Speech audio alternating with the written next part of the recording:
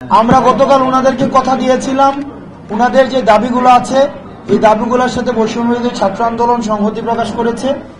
এই কারণেই ওনারা যেহেতু মিটিং করতে চেয়েছে সেই জন্য আজকে এখানে আসা ওনাদের সাথে।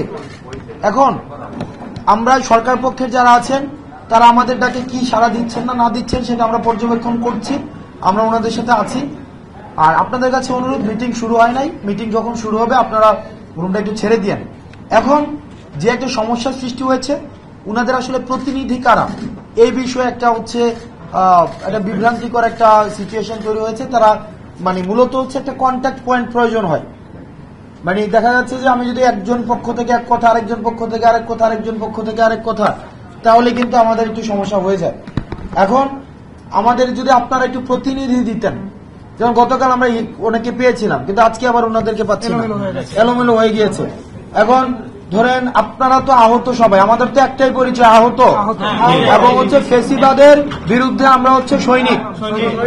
এখন আপনাদের ত্যাগ সবচেয়ে বেশি, আপনাদের ত্যাগ অপূরণীয় ত্যাগ।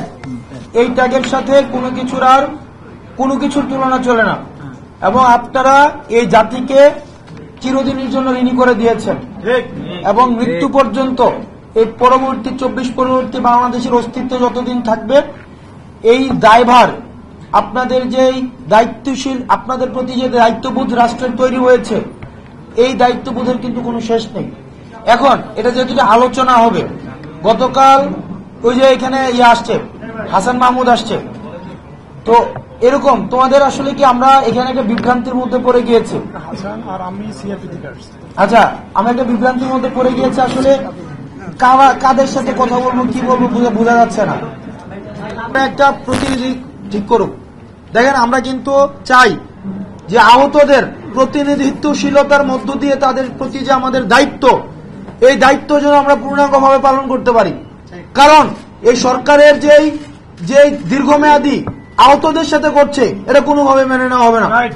এটা এক ধরনের হঠকারী আহতদের সাথে। আহতরা এখন মিটিং করতে আসছে মন্ত্রণালয়ে, এটা এক ধরনের আমাদের এটা লজ্জা হওয়া উচিত।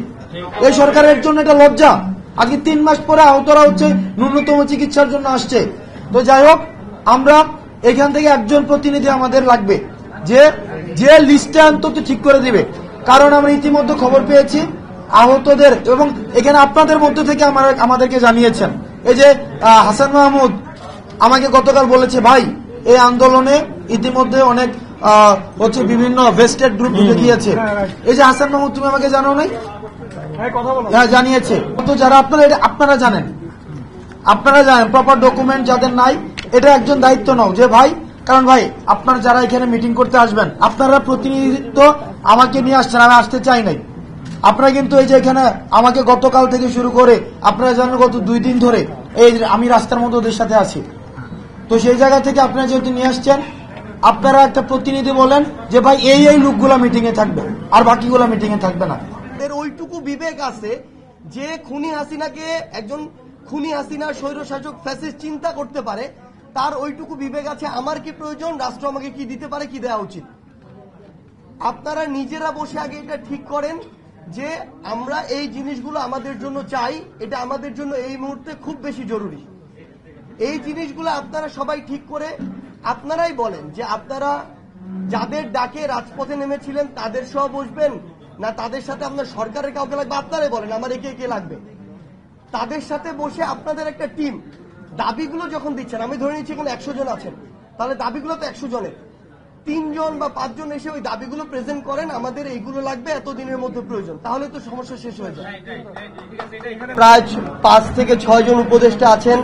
ঢাকার মেইন যে হসপিটালগুলোতে আপনারা থাকেন, সেটা চক্ষু বলি, নিটোর বলি, ঢাকা মেডিকেল বলি, সিএমএইচ, সবার ডিরেক্টররা আসছেন, জুলাই শহীদ স্মৃতি ফাউন্ডেশনের প্রতিনিধি আসছে, আপনার যারা ছাত্র প্রতিনিধি বৈষম্য বিরোধী ছাত্র আন্দোলনে তারা আসছে, তারা তো আপনাদের কথাগুলো শুনতেই আসছে। সো তাহলে আমরা একটা জিনিস এটা করতে পারি, আমরা ওনাদেরকে এখানে ডাকি, ডেকে আপনাদের যেটা 1-2 জন একটু উপস্থাপন করেন। ফ্যাক্ট হচ্ছে, একটু আসতে ভাই, হাসতান